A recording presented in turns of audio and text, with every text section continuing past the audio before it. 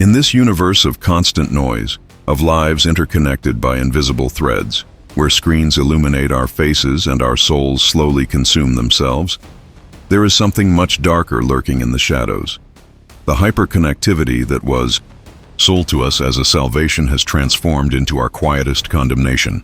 What good is it to have hundreds, thousands, millions of friends, followers, or likes, if at the end of the day, when the screens turn off, you find yourself facing an abyss, an emptiness that cannot be filled with empty words or fake smiles?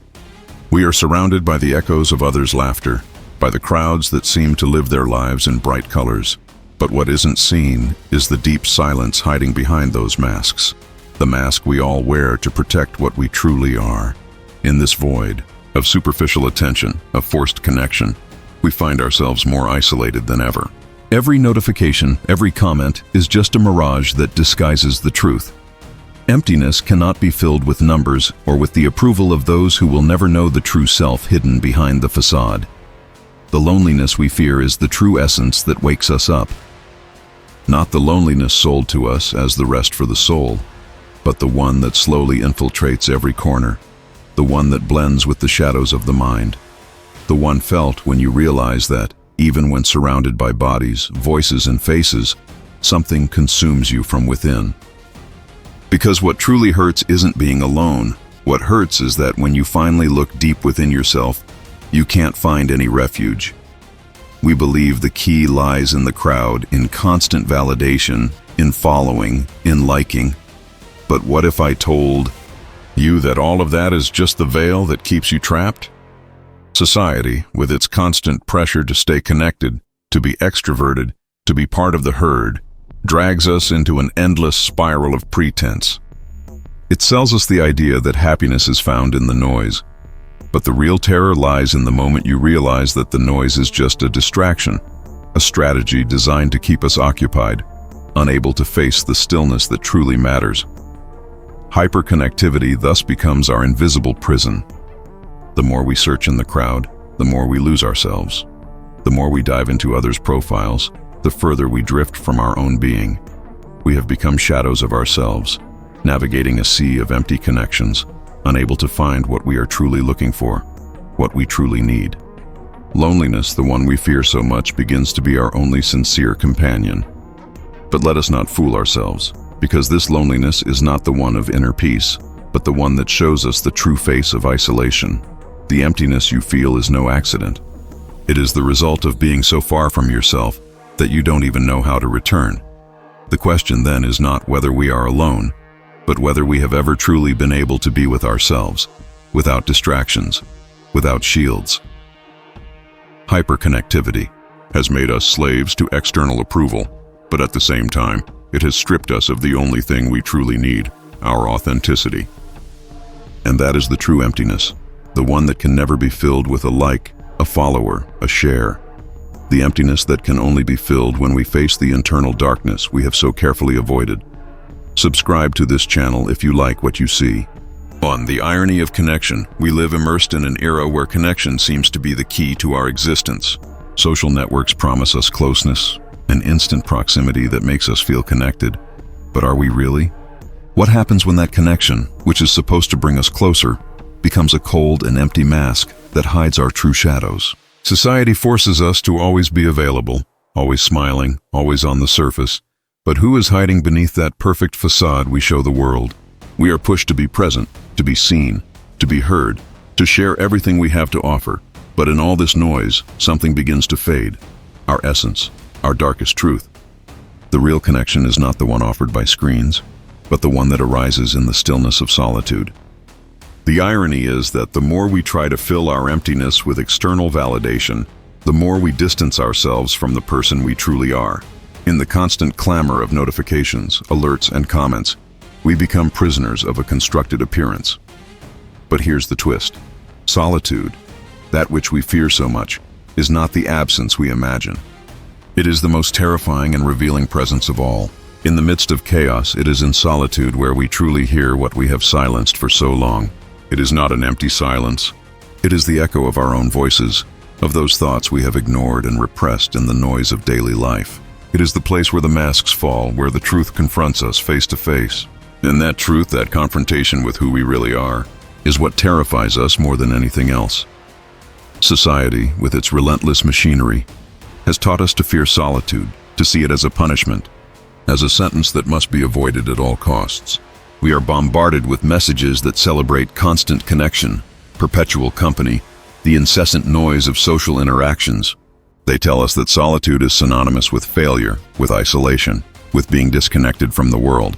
We have been made to believe that being alone means being lost, invisible, as if our worth depended on constant external validation, on the presence of others in our lives. But what they never tell us is that in that very empty space, in the shadow of our own company, the deepest truth hides, the truth we have been avoiding. By distancing ourselves from the crowd, by withdrawing from the curious eyes of others, we come face to face with something we have feared throughout our existence, ourselves. Solitude is not just a place of emptiness, but a dark mirror that reflects who we really are. In its stillness, everything we have been ignoring is revealed. Everything we have been trying to hide under layers of distractions and masks. In solitude, our shadows emerge, those parts of our psyche that we have repressed, that we have preferred not to see. And here lies the paradox.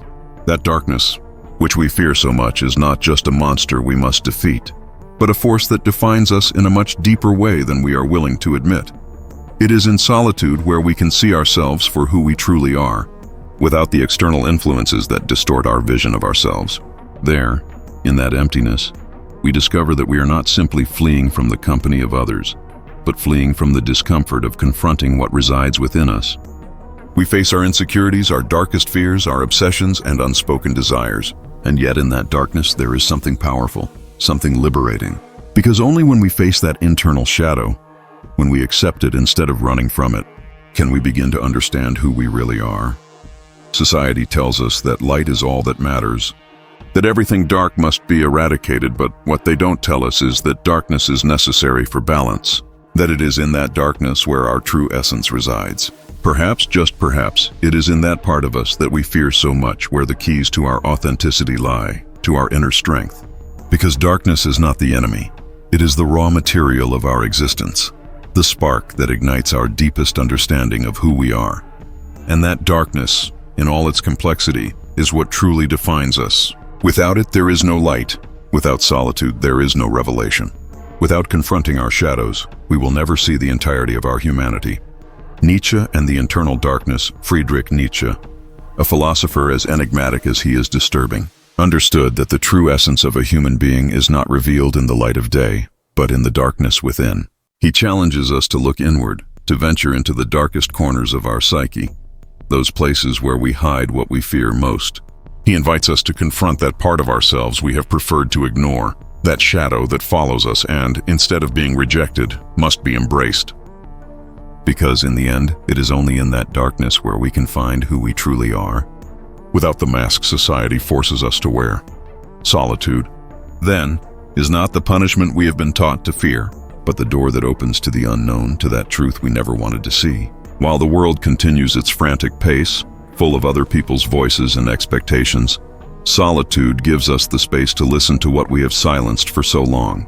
In it, we come face to face with our darkest desires, with those fears that inhabit us, with the part of us that remains hidden beneath layers of deception and distractions.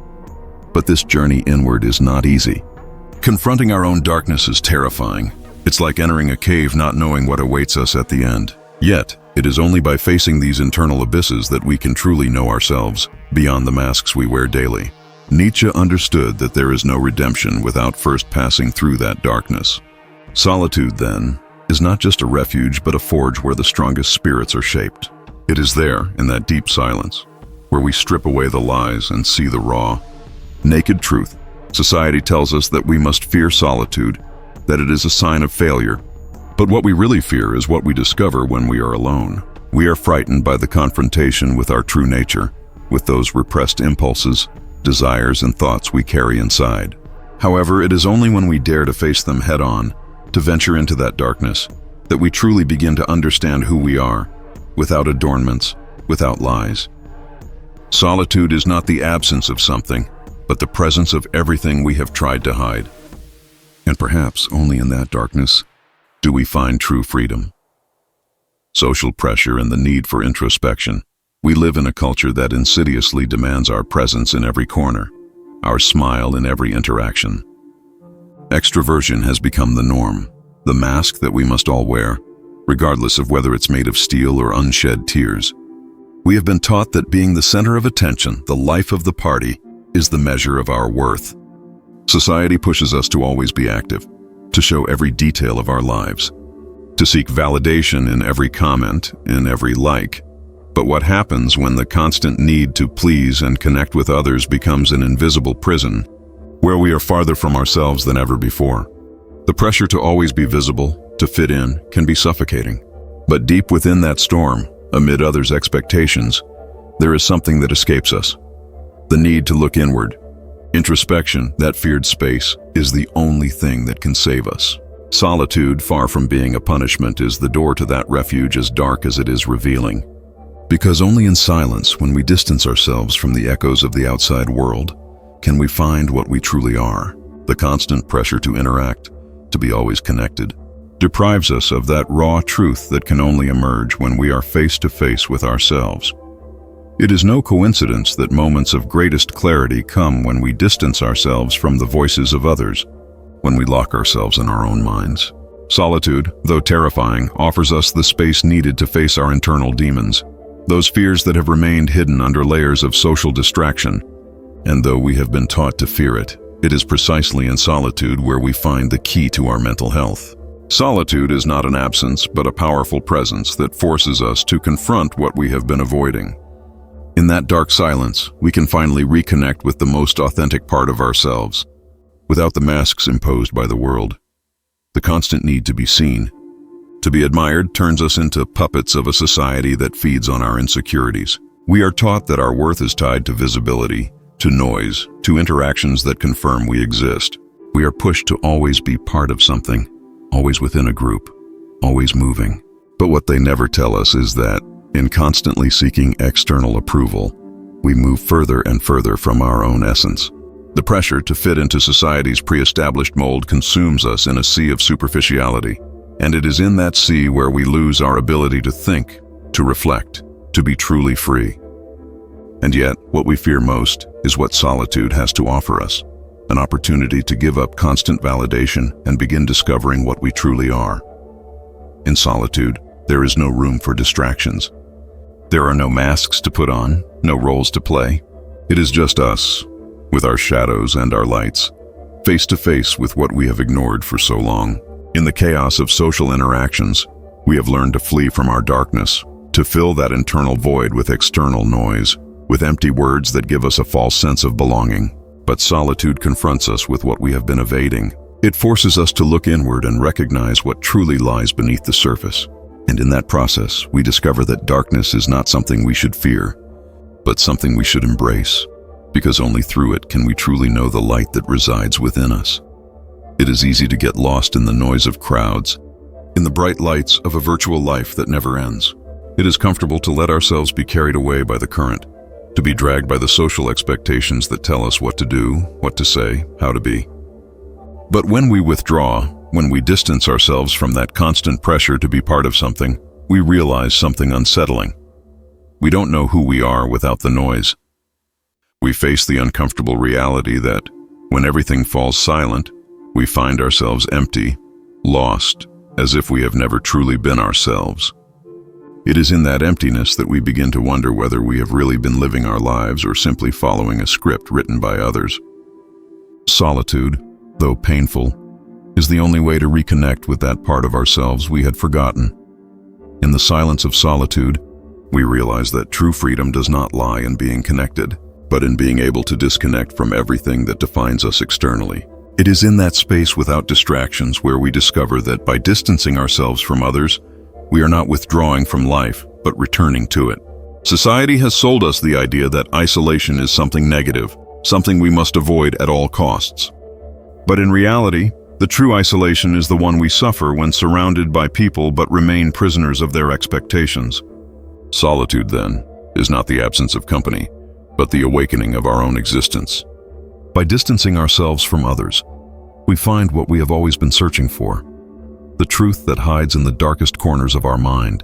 The decision to withdraw from society, in its early stages, may seem like a natural, almost instinctive response to a world that never stops shouting, demanding, consuming. The constant noise, the endless expectations, the pressure to always be something for others becomes too dense, unbearable. Stepping away from it all seems like a way to find refuge, to preserve what little remains of our inner peace. At first, withdrawal doesn't seem like an escape, but a liberation, a conscious act of self-preservation. We withdraw to heal, to find clarity amid the chaos, to recharge in an environment that doesn't drain us. In that silence, we seek the truth that lies behind the masks, and we find ourselves without the distortion imposed by others. But in that stillness, there hides an insidious danger.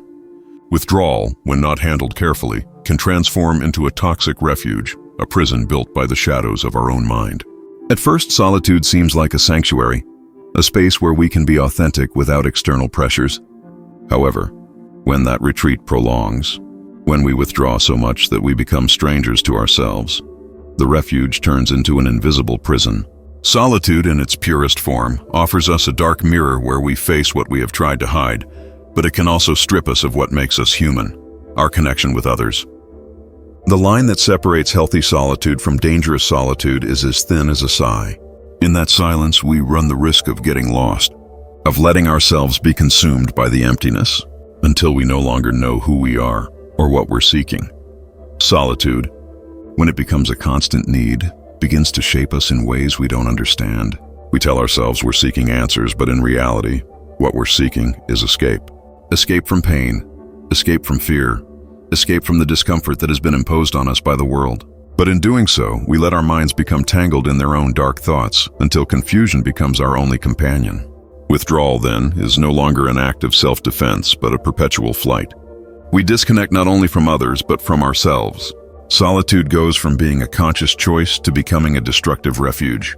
The key is knowing when to stop, recognizing that isolation is not the path to freedom, but a form of slavery that consumes us in silence. This is the dark side of being alone.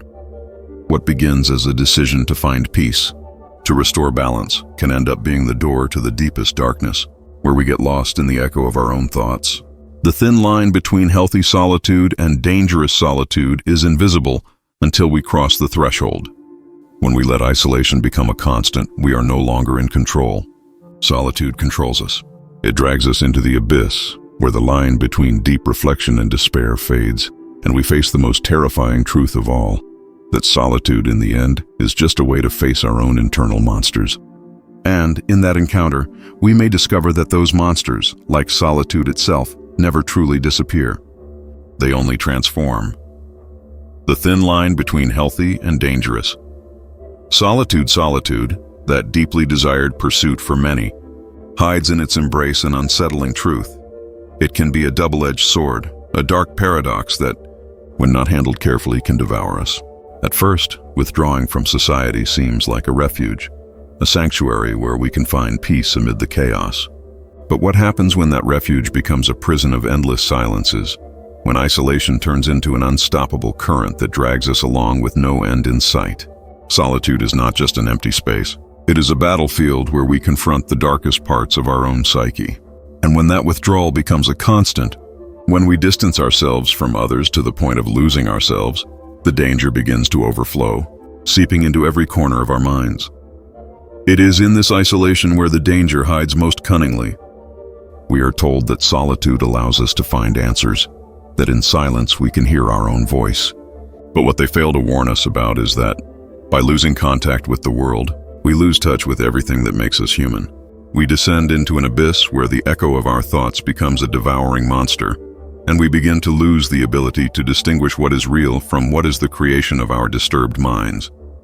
The danger of solitude is not simply being alone, but getting lost in that silence until the echo of our own voice fades away, until we no longer know if we are who we think we are, or if we have become an empty shadow trapped in a labyrinth of endless thoughts.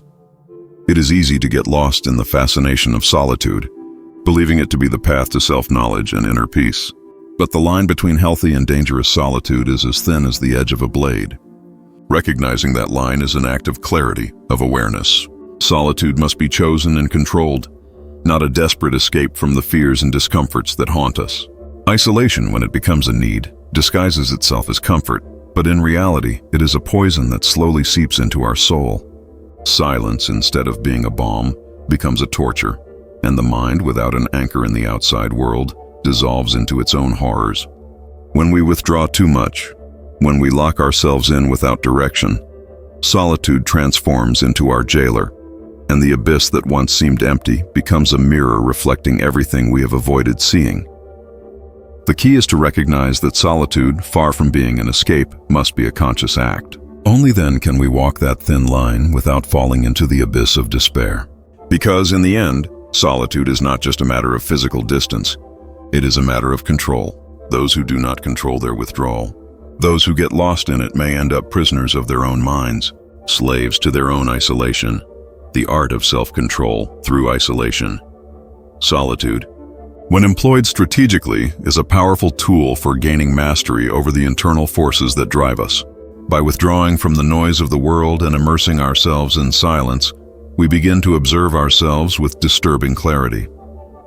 In this empty space, away from external influences and distractions that keep us occupied, we can finally see our emotions and thoughts as they truly are, without the interference of others' expectations. In solitude, we come face to face with our most primitive nature, that part of ourselves that we usually repress in social interactions. Here, there are no masks, no need to please, nor to conform to the standards imposed by others. It is just us and our deepest shadows. This process of isolation is not about escaping reality, but about embracing it in its purest form. By being away from people and everyday distractions, we are able to observe our darkest desires without judging or denying them. We realize that instead of being swept away by emotional impulses or automatic reactions, we have the power to choose how to respond to situations. Solitude grants us the ability to reflect, to control our thoughts before they become impulsive actions.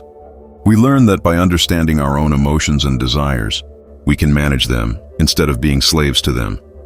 This self-control, gained in retreat from the world, becomes a form of power over ourselves and others. The more we control our emotions and thoughts, the more powerful we become in our social interactions. People, consciously or unconsciously, seek our reaction, our response, our authentic self.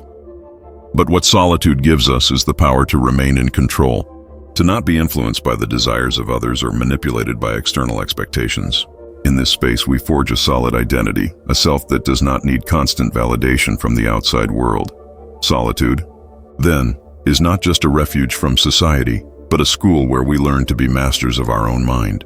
It is in this isolation where we understand the true meaning of emotional independence, not depending on the reactions of others, nor on their judgments, but being fully aligned with our own vision. We realize that we are the only ones who have control over our emotions and desires, and this knowledge grants us powerful freedom. When we are able to handle our internal shadows, we can face the world with an imperturbable calm, knowing that no matter what happens on the outside, our inner self-control is our greatest strength. The construction of a powerful identity in isolation solitude, when it becomes a tool for self-discovery, offers a unique opportunity for personal reinvention, stripping away the external influences that for years have shaped our identity. In the hustle and bustle of the world, trapped by the expectations of others, we often live behind masks that protect us from criticism, but also keep us away from our true essence. Society imposes roles, expectations, and behaviors that sometimes do not reflect who we really are, but what others expect us to be. However, by withdrawing from this dynamic, by distancing ourselves from the constant social pressure, we begin to question these masks. Are we really what we show the world? Or have we been shaped by the opinions of others to the point of forgetting who we truly are? This isolation is a process of purification, where the layers of falsehood we've accumulated throughout our lives are removed. In the silence of solitude, we face the raw truth about ourselves, without adornments or justifications. We see ourselves without the filter of external expectations and realize that, in reality, we never needed the validation of others to feel complete or powerful. On the contrary, the more we distance ourselves from the influence of others, the more we realize that our strength doesn't come from what others think or say about us, but from what we discover in our purest and most naked form, the one that has been hidden under layers of conformity and acceptance. Solitude allows us to rebuild ourselves from the root, free from the chains of external judgment. In this process of self-construction, we understand that true identity is not formed based on what others expect of us, but on what we are capable of creating for ourselves, without restrictions. True strength lies in being completely honest with our deepest essence, in accepting even the dark parts of our personality that we have learned to reject. These shadows are not weaknesses, but powerful aspects of our identity that, when accepted, grant us an unshakable strength. In isolation, there is no need to show an edited version of ourselves. Here, in this secluded space, we discover that what truly defines us is not the reflection we see in the eyes of others, but the truth that resides within us. We realize that our identity does not need to be validated by anyone else.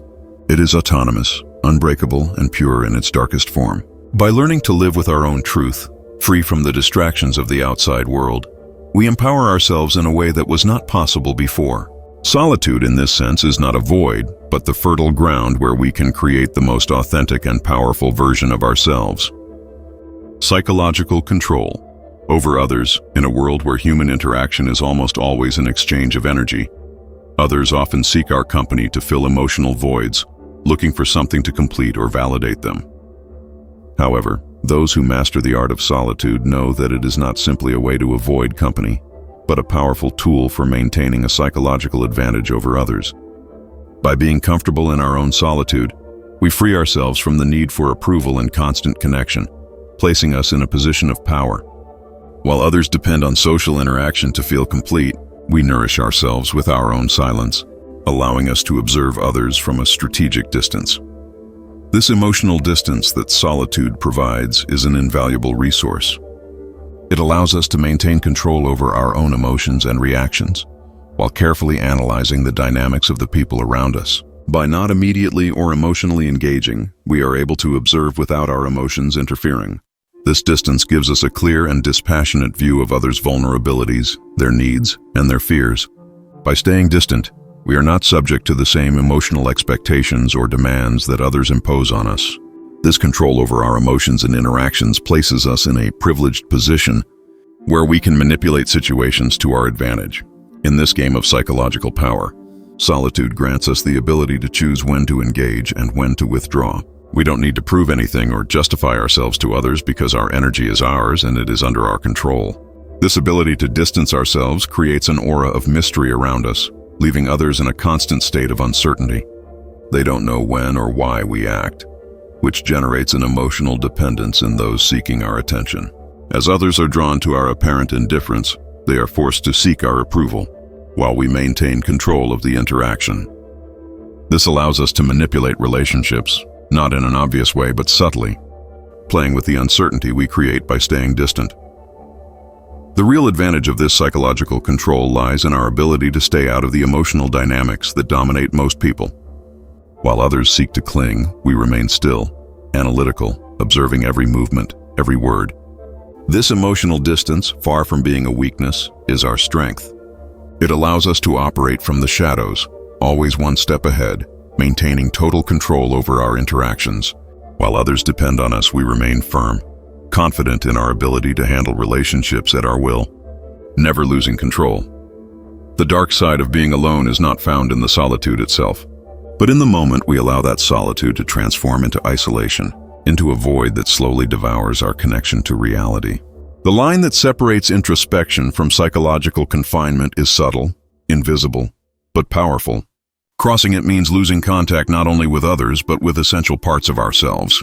Solitude can become a mirror that reflects every shadow of our mind, revealing fears, obsessions, and repressed desires that, if not carefully managed, can trap us in a maze of anguish and desolation. Learning to balance this dynamic is a challenge that few dare to face. Strategic solitude allows us to grow, face our shadows, and understand the complexity of our own psyche.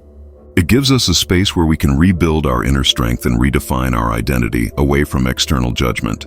But when we let solitude become a prison, every thought amplifies, every fear intensifies, and what was once introspection becomes paranoia, disconnection, and self-isolation. The power of solitude lies in its conscious use, in the ability to observe without losing ourselves, to reflect without falling into the abyss of self-pity. Being alone doesn't necessarily mean being lost. On the contrary, it can be the first step toward deep self-knowledge, toward accepting our inner darkness and developing a strength that only emerges when we face ourselves without distractions. The key is to maintain an invisible thread to the outside world, not allowing introspection to become a refuge that disconnects us from relationships, from reality, and from life itself. Solitude is a tool, and like any powerful tool, it can build or destroy, depending on who wields it and with what intention. The true dark side of being alone is not the absence of company, but the loss of control over our own mind. It is the risk that by distancing ourselves too much from others, we lose ourselves in the echo of our thoughts, in the obsession with our own shadows. Conscious solitude, the kind that is chosen and mastered, allows us to explore the abyss without being swallowed by it, to embrace the darkness without letting it consume us, and finally to return to the world with a clearer vision, with a silent power that only the experience of confronting ourselves can grant.